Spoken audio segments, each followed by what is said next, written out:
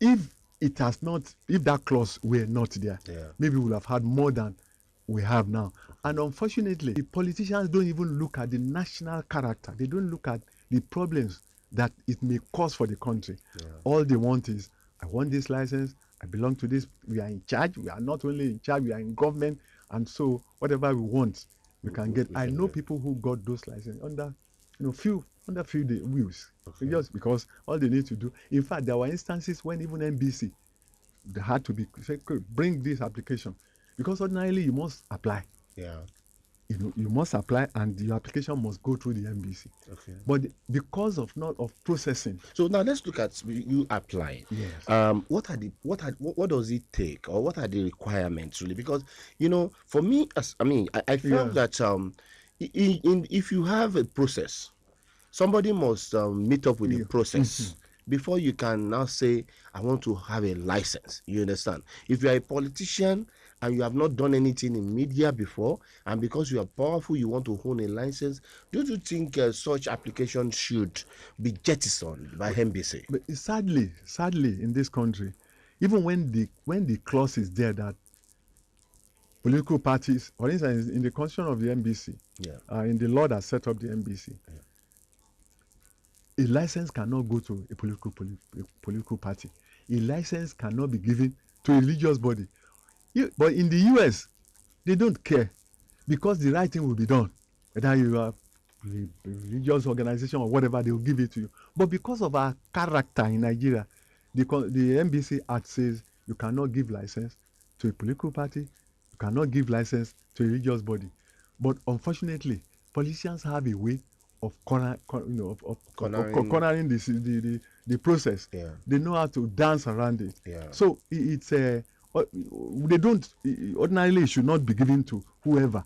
But then the law says apply, because the first thing is you write an application to the president, to the director general of NBC to say, okay, I want license. In fact, after that, they even moderated it to say, okay, you must indicate the location you want to go to. Okay. Either to his by application form, it is processed and all that. But these days, you have to indicate The location. the location, because some of those locations are filled up. Okay. Yeah, you can't go to Lagos any longer. Okay. Can't go to Ibadan any longer.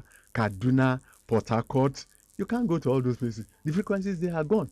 Okay. But the stations are coming up. Yes, stations are coming up because those licenses have been already, gotten by some people. Yeah. You can now, trade and buy it, and all that. All those things that were not there before. Okay. That is the doing of politicians, because this buying of, licenses and all that came up during the period of politicians, when a real politician got to the Ministry of Information and Orientation.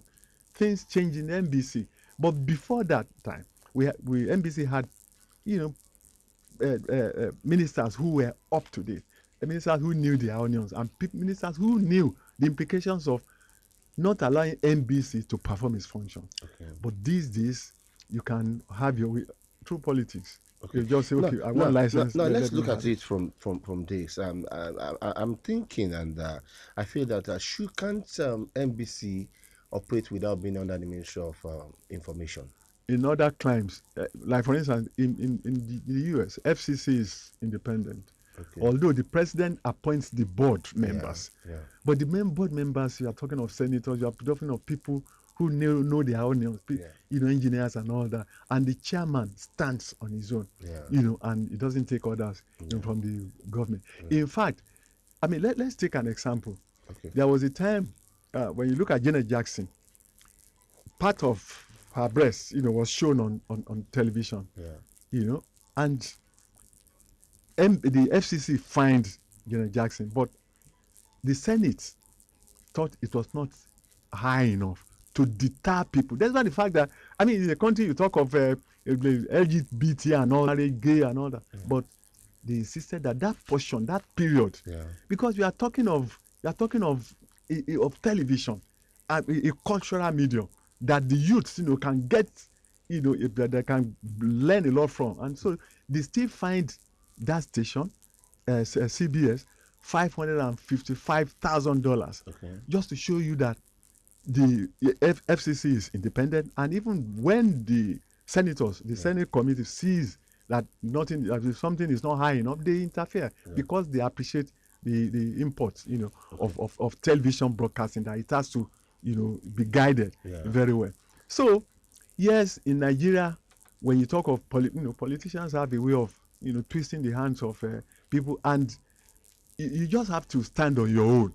When you are head of any organization, INEC, NDLEA, whatever, you should be able to stand on your own and say, no, we can't go that route. This is what is right. Yeah. I mean, I'm ready to leave. Okay. Pick another person. Until we have that, politicians will still have their way, and it's affecting the business. It's affecting the business of broadcasting. Okay. Because if you want to compare some stations, and you see what is going on there, you imagine how did they obtain the license. But go and look at stations where licenses were given to professionals, non-professionals. Let me not mention, you know them.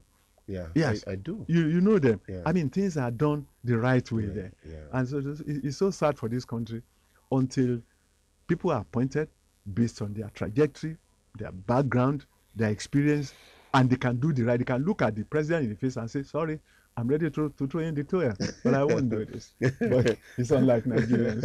It's unlike Africa. We all agree it's unlike Nigeria. But no, let's look at one part before we come to the pains and the gains, really, right? Let's look at regulating this industry.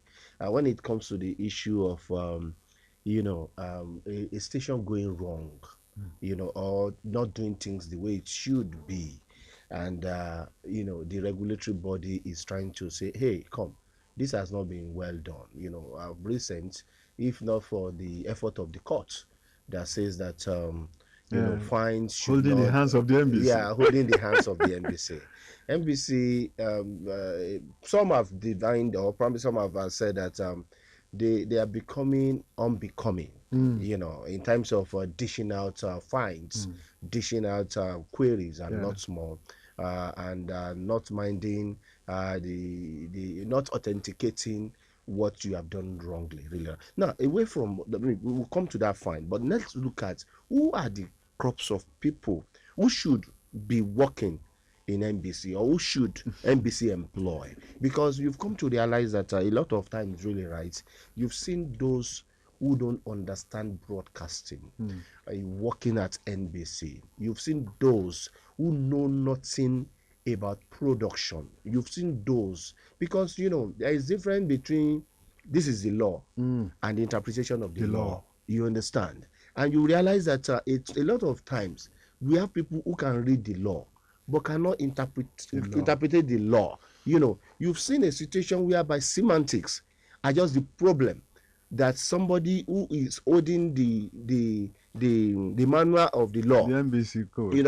I mean, I don't want to start, the manual of the law, and the person can read and understand, but the semantics of such law cannot well be interpreted. And in that situation, you understand, the knock comes. So who should work in NBC? Fine. I divide it into two major distinctions. At the inception, the crop of people taken into the NBC at the level of directors, deputy directors, assistant directors, and all that. We were recruited in 1994. I left NTA, for the NBC. Okay. And there were so many. All our colleagues at that point in time were either from FRCN or NTA. Okay. Dr. Tom Adaba was the pioneer DG of NBC. Okay. Mr. Bright Igbako, Mark Makpore, just mentioning the crop, Bayo Atoyebi, these are